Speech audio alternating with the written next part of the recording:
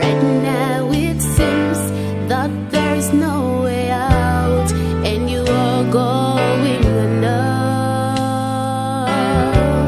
But God's proven time and time again, He will take care of you,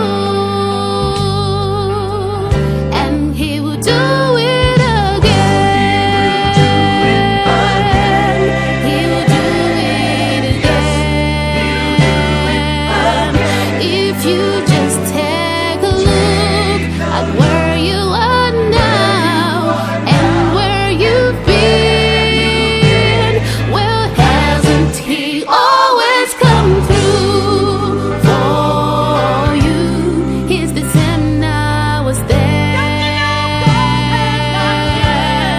You may not know how, you may not know when, but He'll do it again.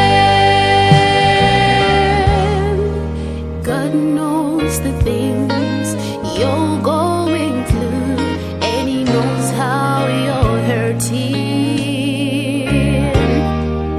You see, He knows just how your heart has been broken into. But He's the God of the stars and the sun and the seas, and He is your Father. You see, He can calm the storm, and He'll find some way to fix it for you, and He will do it again.